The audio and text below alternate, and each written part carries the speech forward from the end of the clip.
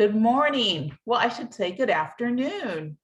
My name is Carla Fields, and I am the outreach specialist at the Alzheimer's Association of Northern California and Nevada. And I focus on getting information out to the African American community. Today's presentation is Healthy Living for Brain and Body. Feed your soul, feed your brain. Adapting the African American diet for better brain health. And this is the perfect time for that because June is Alzheimer's and Brain Awareness Month. So thank you for joining us. Our special guest today is Miss Jocelyn Dubin, and I'm going to share some information with you about Jocelyn. Joslyn Dubin has a master's degree in nutrition science and has been a registered dietitian for 18 years. Jocelyn is a public health nutritionist in the County of Santa Clara's Public Health Department, Healthy Communities Branch. Jocelyn aspires to teach people to use food as medicine to promote health and well-being. Let's get started. I'd like to invite Jocelyn to say a few things. Jocelyn? Carla, thank you for having me here today. It's a pleasure to be here on behalf of Alzheimer's Association, and I really look forward to sharing some practical nutrition information with everyone who's on this call. All right, well, thank you. We will start our presentation now. Healthy living for your brain and body. This is tips from the latest research. It's so interesting that food can be used in nutrition. And let's find out a little bit more how we can reduce our risk for developing dementia through the health and lifestyle choices we make. Today, we're going to share some information. I'll identify the reasons for taking care of yourself as you age. I'll share strategies to help you age well in the following areas: physical health and exercise, diet, nutrition, cognitive activity, and social engagement. You'll be able to make your own plan for your brain health fitness. Aging and health. We know that aging well depends on several factors: your genes, your environment, the lifestyle that you lead, and we're finding through the research that lifestyle choices may help you keep your brain and body healthy. I'll share a little bit about myself. This is a personal journey for me because my mother was diagnosed with vascular dementia several years ago. And what I noticed is that when we make those healthier choices and engage in activity, we have better days. We know that the brain is the control center of the body. There are 100 billion nerve cells or neurons creating a branching network for communication. Signals traveling through the brain form the memories, thoughts, and feelings. And we know that Alzheimer's disease destroys brain cells. There is a heart and brain connection, and you're going to hear more about that. And we have a saying, heart health is brain health. The heart and the body are interrelated. What you do to protect your heart can also protect your brain and help your brain to continue to operate at its best. The brain needs blood flow, and the brain depends on oxygen and adequate blood flow to work well. 25% of blood from every heartbeat goes to your brain. And we'll talk more about that because it's so important. When you get moving, you are getting blood to your brain. A little bit about Alzheimer's and dementia for those of you who are just kind of learning a little bit about Alzheimer's and dementia. We know that dementia is caused by many different diseases and conditions. It is not a normal part of aging. Alzheimer's disease is the most common cause of dementia,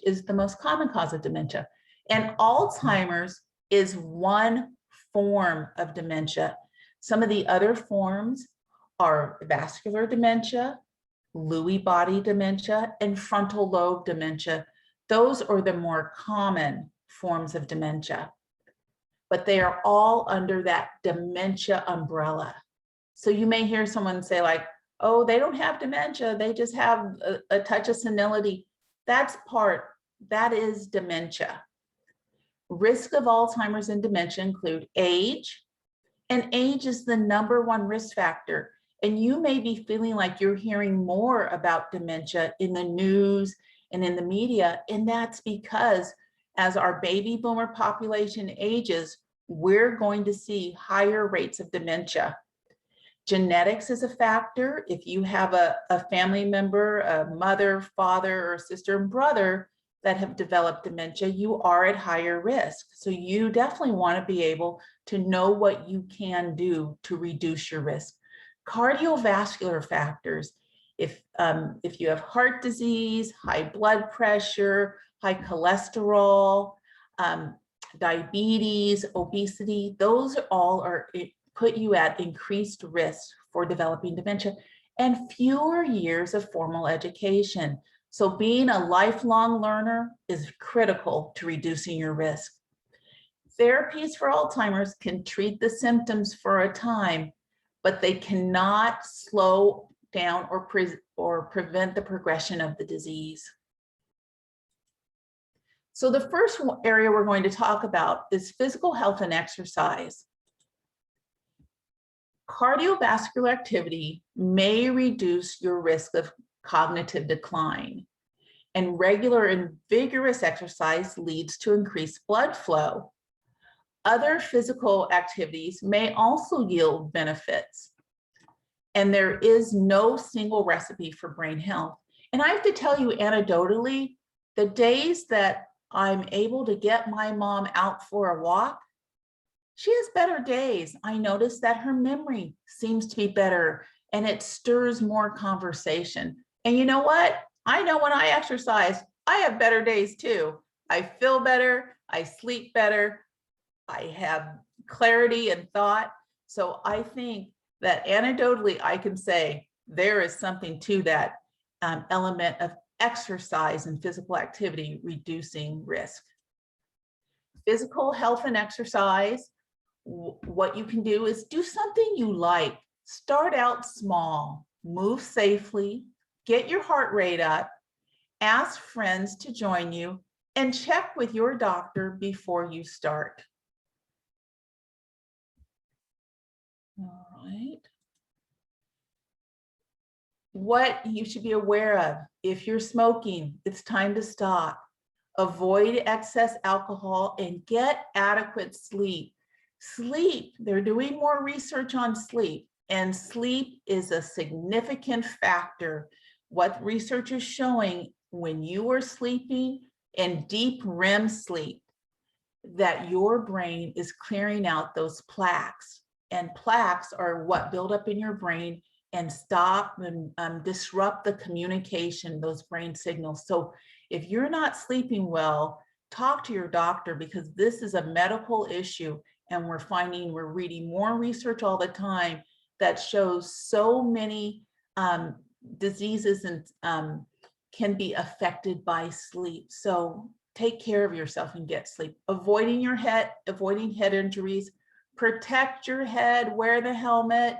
No, my kids played soccer and volleyball, and it's like, no more heading the ball. Be careful with your head, because the long-term implications can put you at greater risk. And we know about CTE and football players and being at greater risk for developing dementia. Manage your stress is so important. Treat depression. There are correlations between depression and dementia. And visit your doctor. Make sure you're getting your annual physical, and ask for that screening, that memory screening that's available to all those who are now on Medicare. So what you can do is know your numbers. I always say, know your numbers, know your blood sugar, know your blood pressure, keep your weight in control, and manage your cholesterol. Those are all the numbers that are critical to better brain health. All right. So what we know is that for a good heart, what's good for your heart is good for your brain. Nutritious food will be fuel for your brain. And following some dietary guidelines can reduce your risk of heart disease, cancer, Parkinson's disease, stroke, and diabetes. Food is the key to wellness. And I'm going to turn it over now to our guest speaker, Joslyn Dubin, to share more information with you about a diet for better brain health and adapting the African American cultural diet for better brain health. We call that, one of my colleagues said, we're putting a little seasoning on our program today. So Joslyn, welcome. Thank you so much, Carla. May I share my screen? Yes. Okay, thank you. Okay. All right. All right. Can everyone see that? All right, excellent. So today I really want to talk to you about using food as medicine as it relates to really protecting our brains. And we can talk about a lot of aspects of using food as medicine because, as Carla said, it really is the key to our overall health. But I want to focus on how it affects our brain health. And particularly, we're going to put some seasoning on it today. We're going to talk about it from an African American cultural perspective. So we all have our inspirations for being here today. I'm sure you know someone who does not have the state of brain health that they would like to have, or someone who has passed from any type of cognitive impairment and dementia, as Carla was talking about earlier. This is my inspiration. This is my grandfather. This is my mother's father. And he died of Alzheimer's when I was pregnant with my child. And we really watched that journey and wanted so much to be able to do more for him as he moved through his Alzheimer's journey. But we knew less then than we do now. My daughter's now 17, and we've learned so much more about how we can take that power into our own hands to reduce our risk of Alzheimer's and related dementias. And so we want to do everything we all can to empower ourselves to use our fork as our shield. So what we're going to accomplish in our short time together today is we're going to talk about how we can actually use diet for brain health and how foods that are native to Africa and the African diaspora fit into this diet. And we're also going to, of course, address the big question in the room. Is my food still going to have flavor? Because of course, that's what we're all after, right? We don't want food that's bland. We don't want to feel like we're eating something because we have to. We want it to have some flavor. We want it to be interesting and exciting. So we're going to talk about the MIND diet. The MIND diet stands for Mediterranean Intervention for Neurodegenerative Delay. You can see why they shortened it to MIND diet. And what it is it's a diet that was developed at Rush University by this particular director of nutrition and nutritional epidemiology. Her name is Martha Claire Morris. And she developed it with her colleagues based on some fantastic research on over 900 men and women who were aging. And they conducted this research looking specifically at what did these individuals eat over a span of time and what was their brain health at the start of the study and at the end of that study.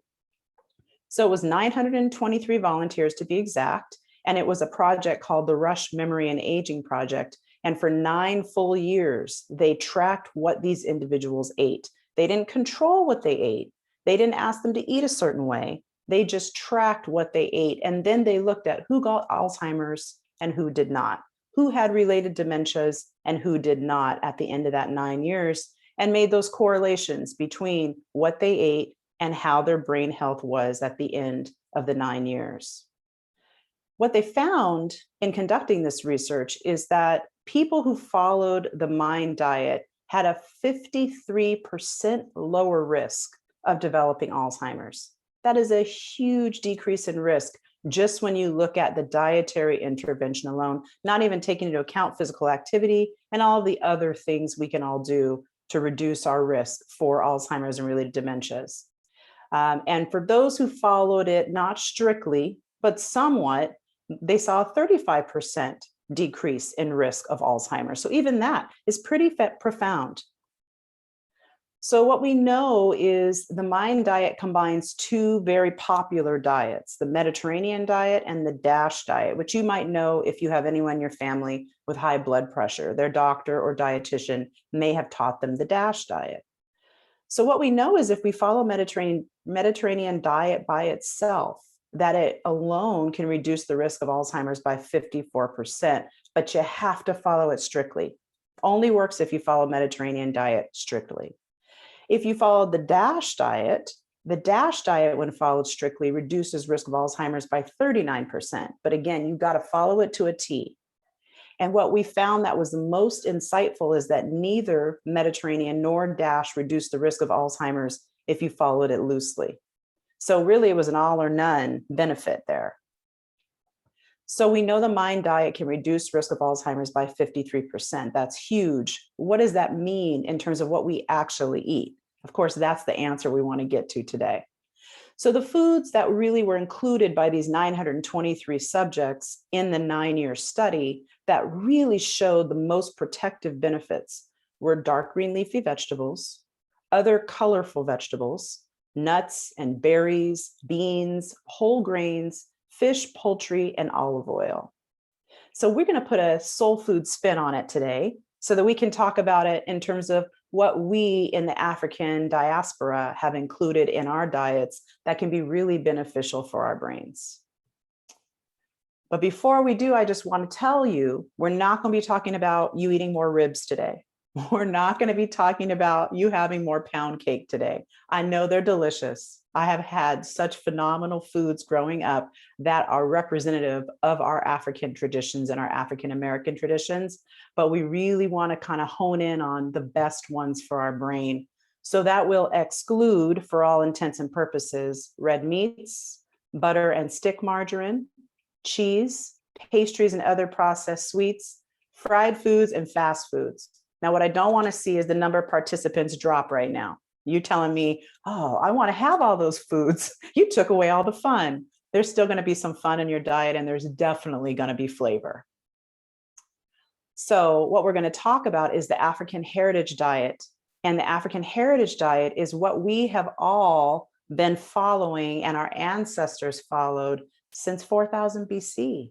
Before there was even conventional large-scale farming in Africa, we had some of the most brain protective foods being grown, like millet and other whole grains. We were eating nuts and seeds and berries because that's what was easy to get. You didn't have to run it down and catch it.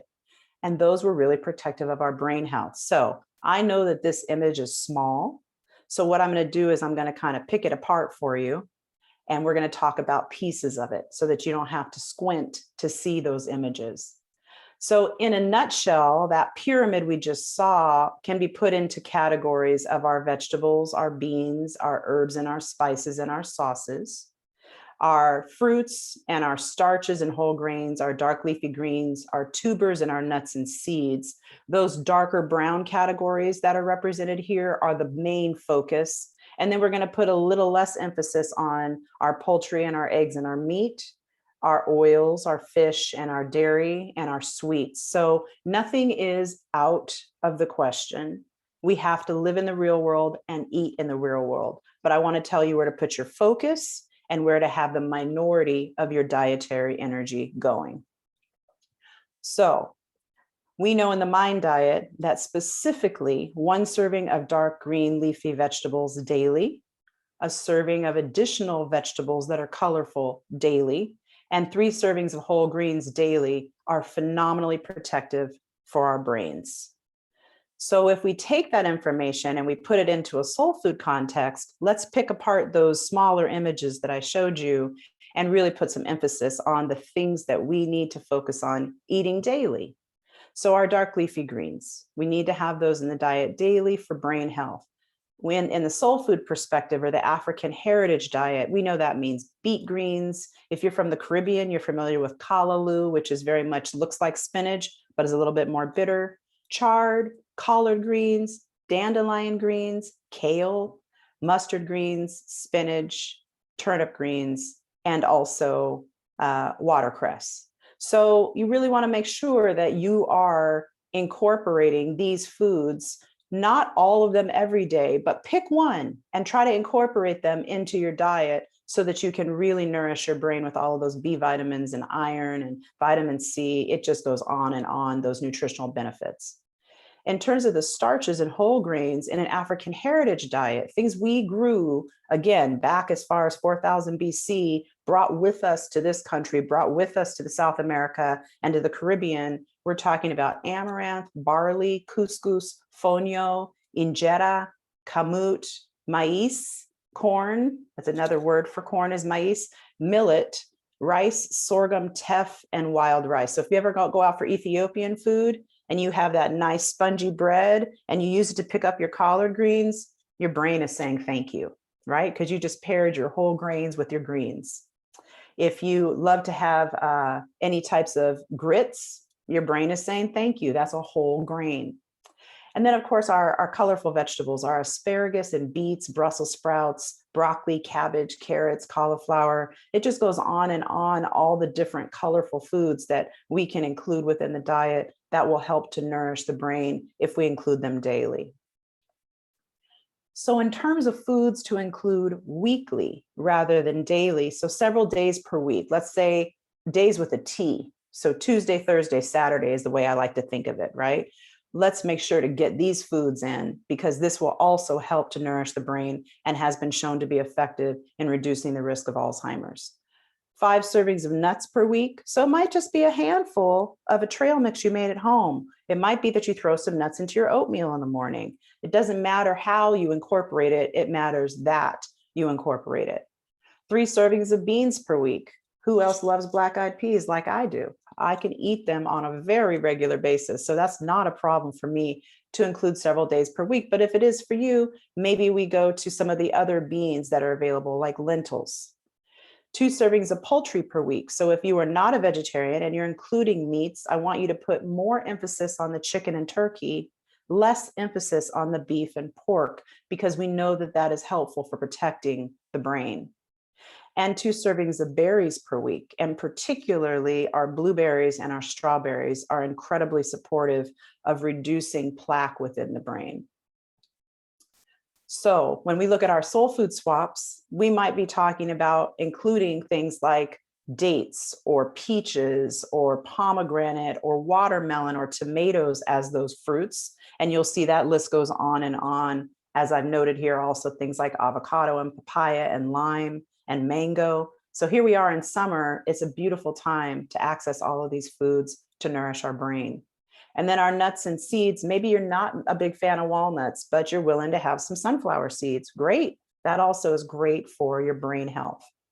And then, of course, we get to our beans. You see my superstar favorite, the black-eyed peas, but also in the African heritage diet, we're talking about things like chickpeas or what we call garbanzos. In some particular stores, you'll see it on the label as garbanzo instead of chickpeas. Butter beans and kidney beans and lima beans. There's so many different ways for us to incorporate those beans into salads, into hot dishes, even into brownies, by the way. Could teach you how to do that. And I bet a lot more people would be eating beans. And then when we get into the things to focus a little less of our energy on, but still are very much allowable within a brain healthy mind diet, we're talking about chicken, eggs from chicken specifically, and turkey. And you'll see here that I had a red line through the beef and lamb, because I want you to know that the more you can bring down the size of the animal, the less fat will be represented in your diet. And the less fat that's represented in the diet, the less inflammation in the brain, which means better brain health. So they're not off the table. It's not a never ever. It's just have them less. Now, once per week, we talked about what to include daily, what to include several days per week. Now we're going to talk about what to include once per week. And once per week, you really want to try to emphasize fish if you are a meat eater. If you're not a meat eater, you might be emphasizing seaweed, flaxseed, hemp seed, because those also have the same properties as the fish, which is high omega-3 fatty acids.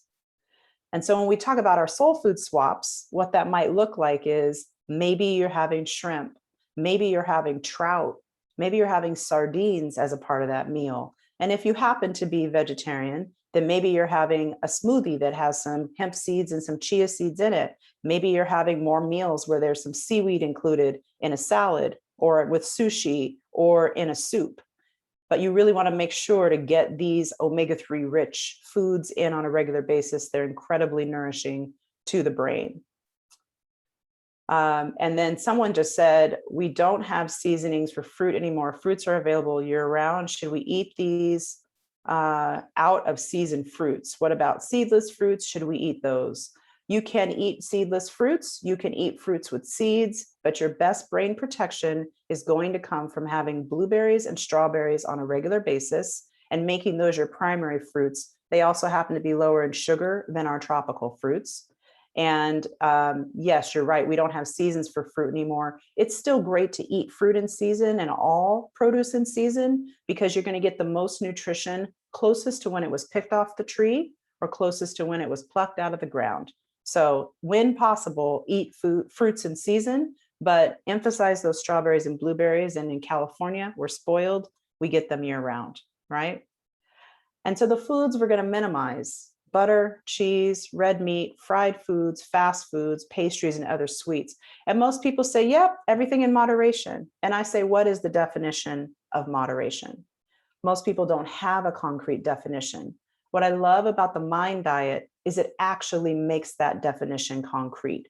So it says, limit to less than 1 teaspoon per day of butter. Limit to less than 1 serving per week of cheese. So very specific guidelines instead of just everything in moderation. And you want to really take into account if you're having a pastry on Monday, and then you say, well, I just had 1 cookie on Tuesday. You're counting that pastry as a couple servings because a lot of them are big. And that cookie, maybe if it's smaller, as 1 serving. So really look at the number of servings on a package too. And when it says 5 a week, I'm not saying Monday through Friday have a donut. I'm saying if you have a big pastry on Monday, that might count for 2 or 3 servings. And of course, we can limit those as much as possible. And the more we limit these foods, the better for our brain health. So how do we swap some things out that we're so accustomed to in our African and African-American diet? I don't know about you, but there was always bacon grease next to the stove when I was growing up, both in my house and in my grandparents' homes, as well as all other family members. So we know that that is more inflammatory for the brain. What could you do instead that might make your food just as tasty, but healthier?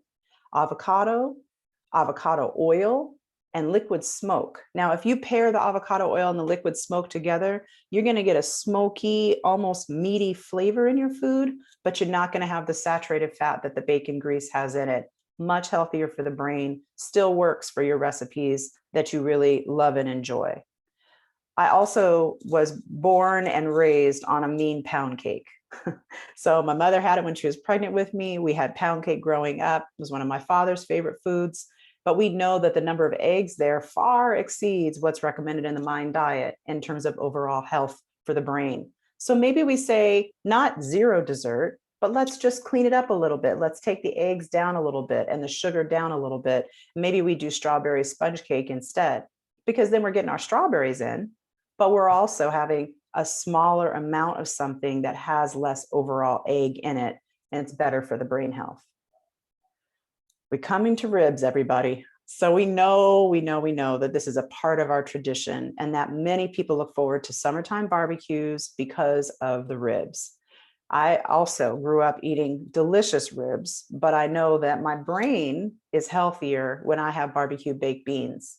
So think about these small swap outs that you might be able to do where maybe you're not having 0 ribs, but maybe you have a little piece of one and you load your plate with those barbecue baked beans in order to get some good flavors that you're getting in that barbecue sauce, but with beans instead of with pork.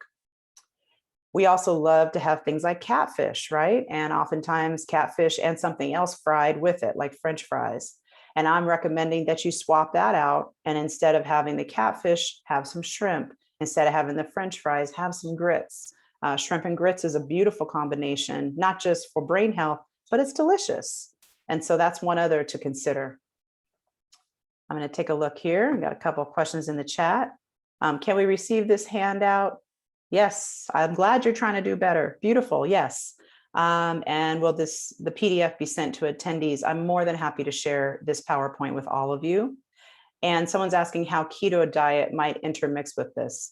The shocking thing I'm going to tell you is keto diet is appropriate for very, very few individuals, namely those with epilepsy and for those with Parkinson's disease. It is not the appropriate and preferred diet for those with Alzheimer's and related dementias because it is very high in saturated fat, which can speed the rate of cognitive decline for someone with dementia of any type. So we really do want to not focus on keto, but instead focus on mind diet when we're really looking at best protection for our brains. So I also grew up with ham hocks, and ham hocks were often in most of the beans that we ate and greens that we ate. And I'm recommending that you consider smoked trout. So again, we're taking pork and we're swapping it out for fish whenever we can. Still get that smoky flavor, still get some nice chunks of meat within your black eyed peas or your collard greens, but not from pork. So the saturated fat is less, the brain health is better. Coleslaw, nothing wrong with cabbage on its own, but we know that coleslaw often is made with a lot of mayonnaise, and that mayonnaise has a lot of saturated fat in the eggs. So collard greens instead will take away that mayo and instead add more of the dark leafy greens that we know are protective for our brains. So why these foods? What is the overarching principle behind eating the mind diet? Why does it work? It works because we know plants are high in antioxidants. The more antioxidants, the better. We also know that plants and foods that are lower on the food chain decrease inflammation, and inflammation is the start of Alzheimer's and all related dementias. So we're trying to, as I like to say, put out the fire of inflammation by eating more plant foods and foods lower on the food chain. We're also, as I've mentioned multiple times, limiting our saturated fat intake by not having pork and butter and egg yolks in high quantity. And we're limiting our trans fats by not having lots of pastries that might have hydrogenated oils within them. And we're also, which is the most important, decreasing the plaque buildup in the brain. And it's that plaque buildup, which is basically like a freeway with a big barrier in it so that the oxygen and the blood flow cannot get through. And we want to make sure we're getting enough oxygenation to our brain, proper blood flow, so that we can reduce our risk of Alzheimer's and all related dementias. This is Miss Angela Davis, if you haven't recognized, who's on the screen here, both on the left and the right, who is a beautiful, thriving, older adult now and eats only plants. And so just wanted to let you know that it's possible to do and still have an enjoyable, long, fulfilling life. The superstars of the mind diet, if you take nothing else away from today, are olive oil, blueberries, and strawberries. And so in the African cultural diet, we know that we have peanut oil and coconut oil and sesame oil and shea butter and palm oil. But if you can have more olive oil than those other oils, that's beautiful for brain health. And again, more strawberries and blueberries than other fruits. So I have some references that I've included as well from National Institute of Health, Old Ways, which I'm really grateful for the African cultural diet, as well as Rush University and information about Rush University also on Healthline. So I thank you for your time today. I think that I'm going to turn it back over to Carla. And if there are other questions that were not addressed in the Q&A and the chat, then we can address those as Carla provides time for that. Exactly. We will have more time for question and answer at the end of the program, but if you'd like, you can put them in the Q&A, and when we get to our end, we will go through and address them. But this has been wonderful, and I think about my just past Memorial Day weekend attending a family barbecue, and it was so nice to finally be out with our vaccinated family members and be able to enjoy the holiday together. But one of my cousins, who's also plant-based, made some amazing beans, barbecue beans. We did not miss the barbecue. I did have one rib, but they did, that flavor was there. So it's all about the flavor.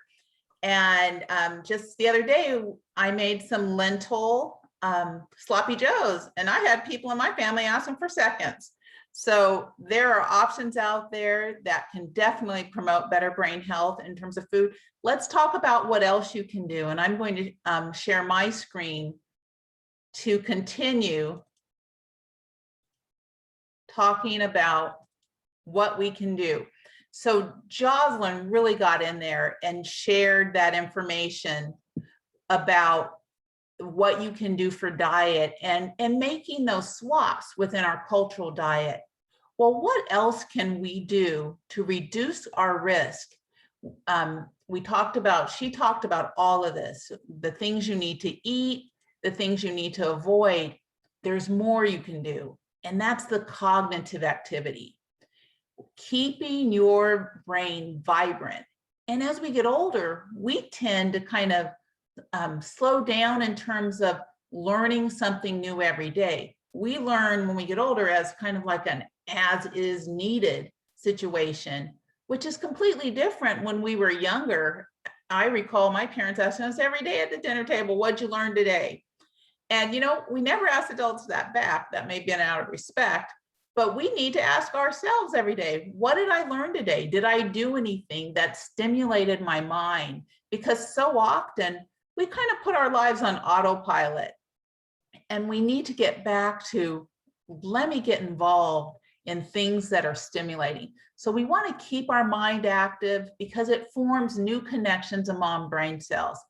Cognitive activity encourages blood flow to the brain, and mentally stimulating activities may possibly maintain or even improve cognition. And engaging in formal education will keep your brain healthy and can provide protection against developing dementia. So that means sign up for all those free classes online that you can engage in. And now that we're getting back to doing things in person, look at taking a class. There are many opportunities. I'll tell you an example for me, which I swear I felt my brain working. I signed up for an adult tap class, and I kind of have two left feet. I'll just go ahead and admit it. But when I was in that class, learning those tap combinations, that shuffle, and those other, those flaps and those other movements, I was having to really concentrate. And when I would leave that class, I'd almost have like a slight little headache. And I noticed over time, not only did I learn those, I retained those steps, but it was taking me less time to learn new skills. And I think that's from making those new brain connections. And so I recommend find a hobby that you enjoy, or go back to a hobby that you would kind of put aside and stop doing. Re-engage your brain in new activities. Take up an instrument or go back to an instrument you used to play. That was another thing, piano lessons. So we have a piano at the house where that was just sitting idle, because you know how kids are, they outgrow that, and then you own the piano. It's like, somebody needs to play this. So I started taking piano lessons. Same thing, I could feel my brain like, ooh, it's working. But it got better. And it's always rewarding when you're learning something new. So engage, do those puzzles. You know, the pandemic kind of revived puzzle life. You know, there's only so much television that you can binge watch. And finally, you're just like, this is just making my brain numb. And I don't know how many of you feel energized after you've binge watched a whole season of whatever it is. I have to say, I've never felt energized after I've binge watched something. I may have enjoyed it, but take a break from that and look at other things that you can do. We have access to a wealth of activities and learning opportunities. So reading books, articles that challenge you, you know, reading things, you know, expands our vocabulary and keeps our vocabulary growing. It gets our brain to focus and follow stories and follow thoughts. It's so good to continue to do that on a daily basis. Completing puzzles, you know, growing up, we always had a puzzle out.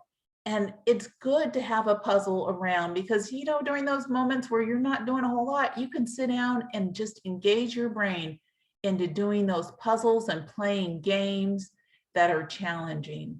And like I said, learn those new skills, hobbies. There's always something. And you know what? Our libraries are good resources of free learning opportunities. You know what? You can go to your county library and take some of those classes that are actually, being charged for online. So look through your library's online learning catalog, and I can guarantee you there are courses there for free that you may have to pay a significant amount in other platforms. So take advantage of that. Ongoing learning is so vital and so important. And the final factor is social engagement. Stay engaged, stay connected. When with my mom, I make sure that she has a phone call with a friend every day, because that social engagement is like a spark for your brain. It's like that kickstart when your battery's down and you get a little jumper cable. Those phone calls are her jumper cables to her brain. And so it's really critical that we stay engaged with our social circles. Even when we can't see people, a phone call can make you feel connected. And goodness knows the Zooms and the Google Meets, all of those give our families and friends opportunities to engage when we can't be together. And I think one of the silver linings from the pandemic is we've been able to gather even when we were apart, and that you can feel that connection still. Now, it's not the same as a hug, but it will do until we can be in person to hug each other. And you can feel it in your soul, that feeling of being together. So stay engaged, get involved in the things, your faith-based communities, your clubs, your organizations. We all know your sororities and fraternities, they will keep you busy. In all of our clubs, they will keep you busy and utilize the skills that you have to share. Volunteering, there is always a seat at the table for everyone. At the Alzheimer's Association, we are a volunteer-driven organization. And if you're looking for a way to engage in your community, you are welcome to join us. But there are also other organizations.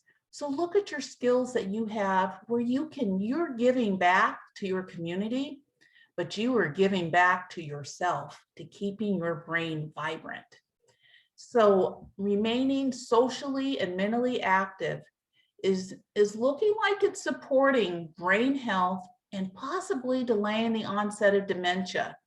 And we all know somebody, I think about my church communities, some of our seniors, they're the dynamos of many of our congregations, and they can spin circles around some of the young people. So stay engaged, give yourself a give back, and give your community a give back, and you're giving your brain a give back.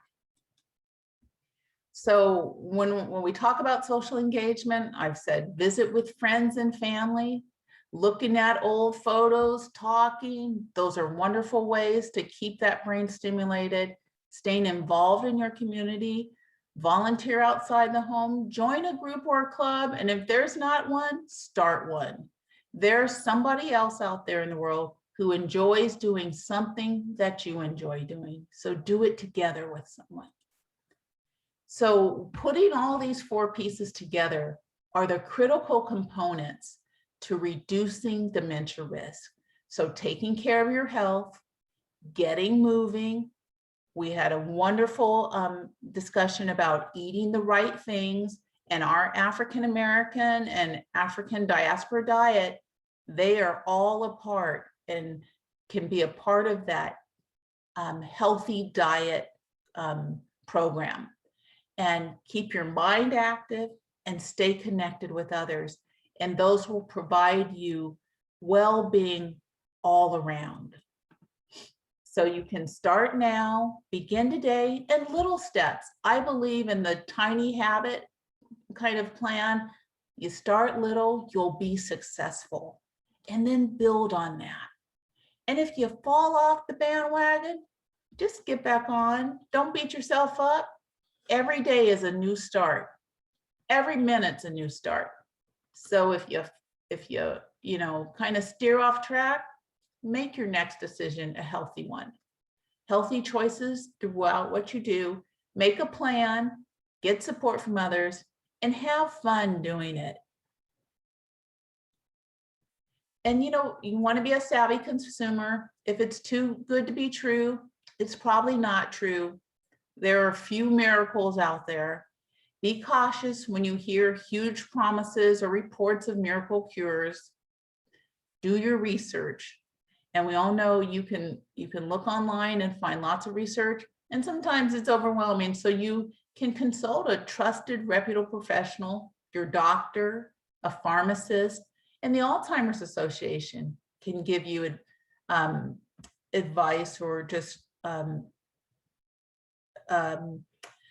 information about some of those things that have those big promises. All right.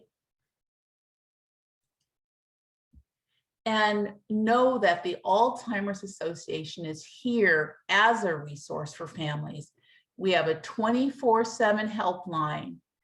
Call it the information line, get all the information you can about the resources to support your family or a family or anyone that you know that is going through a journey with Alzheimer's or one of the other dementias. Our website, alz.org, is a wonderful resource. There's a lot of information on there, so take it in chunks.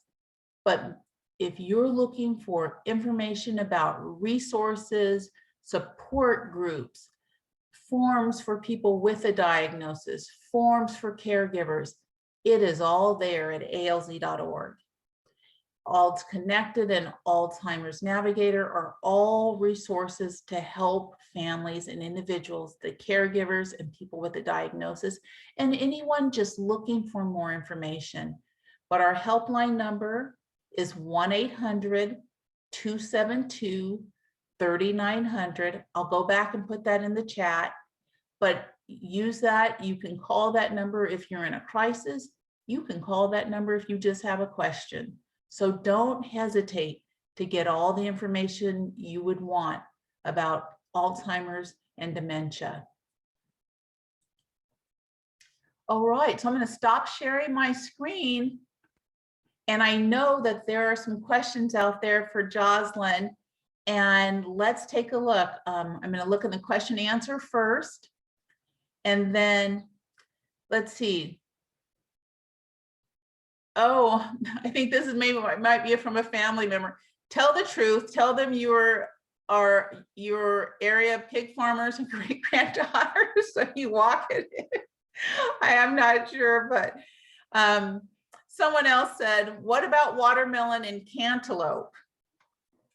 First of all, to my sister who put that in, yes, I am the granddaughter of a pig farmer. That is true, the great granddaughter. And we've learned along the way, right? We learn. And of course, we do what we know. But even my grandfather probably was not eating Krispy Kreme donuts and stopping through McDonald's. He was eating what he grew. So the vast majority of that was plants. And that's really where I'm going here is fill your plate with plants. And maybe you want a little bit of something on the side, like Carla did when she went to her barbecue with her family, but she also filled up on plants. So that's first and foremost. The second part of the question, Carla? The watermelon and cantaloupe. Watermelon and cantaloupe are beautiful inclusions within your mind diet, within your healthy brain diet.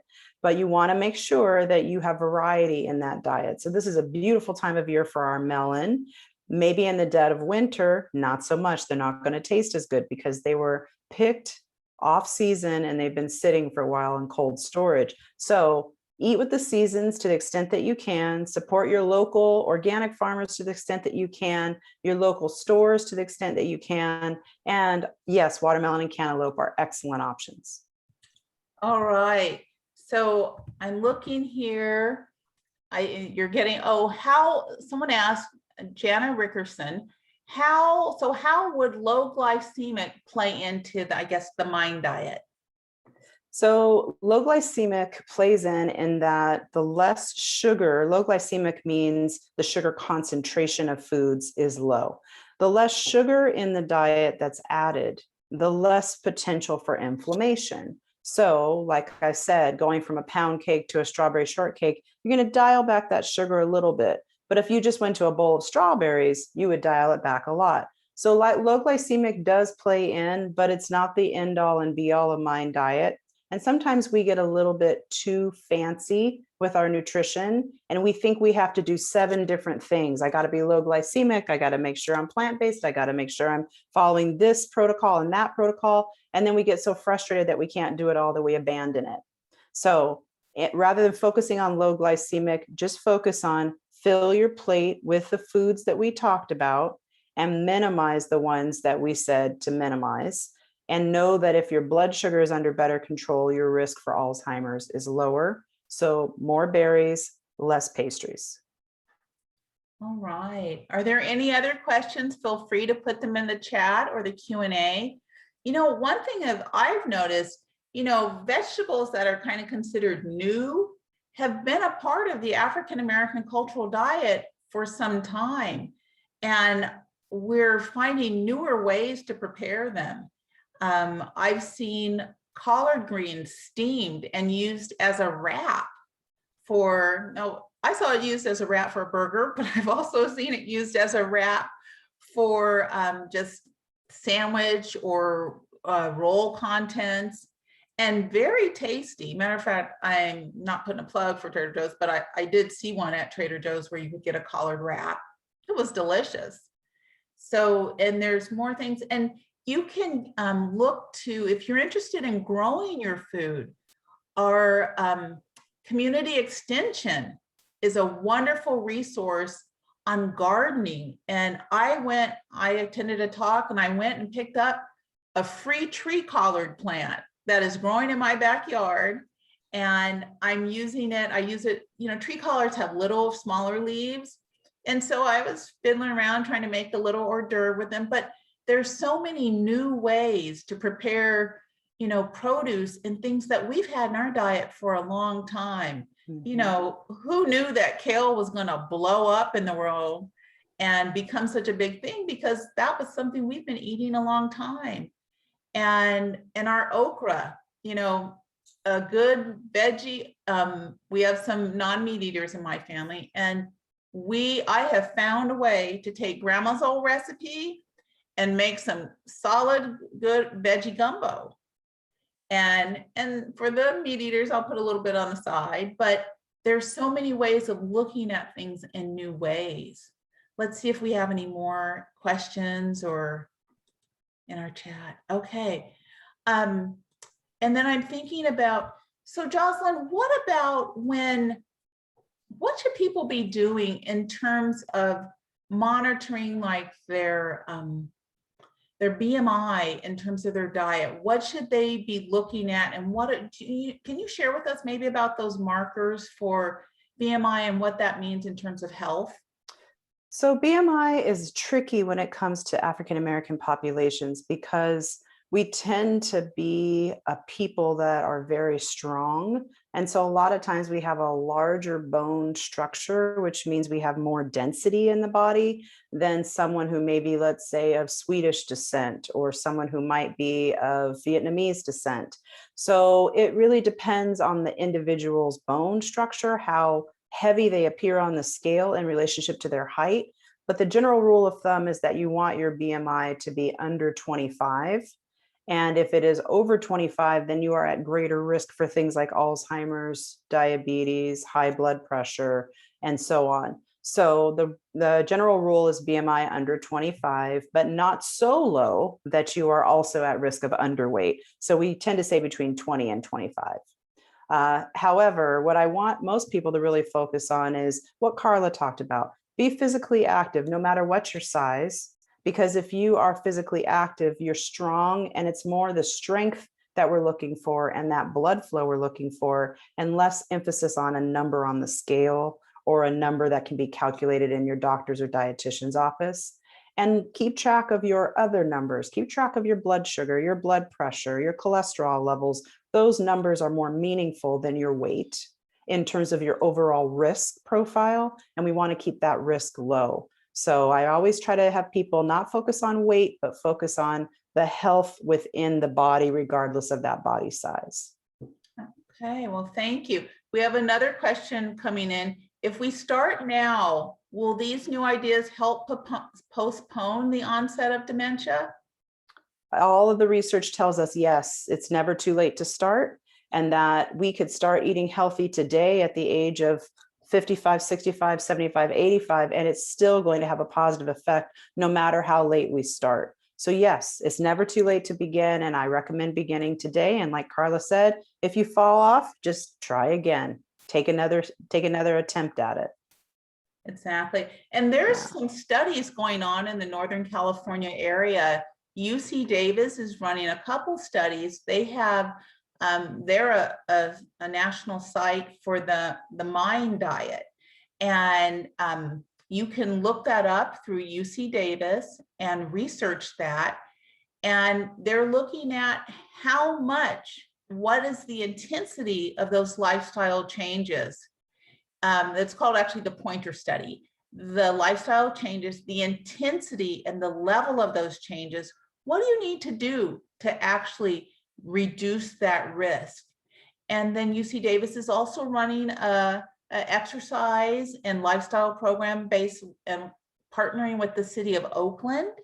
And you can look that up. That's called Good Life Path, where they're looking at they have senior exercise classes, well, actually exercise classes for anyone to join, and they do some cooking. So there are all kinds of opportunities to get out there and, you know, make those lifestyle changes, but have some fun. And you know what? The Black Alzheimer's Association Advisory Council and the African American Volunteer Group is having a longest day activity called LD for TLD on Friday, June 18th from 6:30 to 7:30, and they are doing a line dance activity. So they're having some fun, but getting some blood flow to raise awareness for Alzheimer's and dementia during Alzheimer's and Brain Awareness Month. So join us. I'll share that information, and we would love to have everyone participate and join us for some brain health improvement. But I want to thank Joslyn for joining us today for this lunchtime talk. It's been very interesting and insightful, and I think we all have some inspiration into making some lifestyle adjustments for better brain health. And Jocelyn, I see one more question. How do we get younger people, the 20-somethings, to jump on board? So it's a great question. And my answer to that is I was working with Roots Community Clinics last month on trying to get brain health messaging to new mothers who are in their 20s and young women and men in their 20s in general that Roots is serving. And I thought to myself, now they're not really going to want to talk about Alzheimer's because they feel like that's so far off. But I started looking at the research around what foods are good for the brain and what foods are good for the skin, hair, and nails. Turns out they're the same foods. So I was able to talk to them in the context of beauty and brains. And I created parallels for them between this is good for your hair and your skin and your nails. And guess what? It's good for your brain as well. And they really responded because I was talking about appearance, but I was also talking about what's going on the inside. That's wonderful. And I think for all of us, we want to keep looking our best. We want to feel our best, and we want to preserve our brain for our best thinking and health. So thank you so much, Joslyn, for joining us today. We will be sending out a survey, and we'll send out Joslyn's information and more information on where you can find resources about better foods for better brain health. Thank you for joining us today, everyone. We look forward to seeing you again in the future for another program. Have a good Friday afternoon and have a good weekend. Thank you. Bye-bye.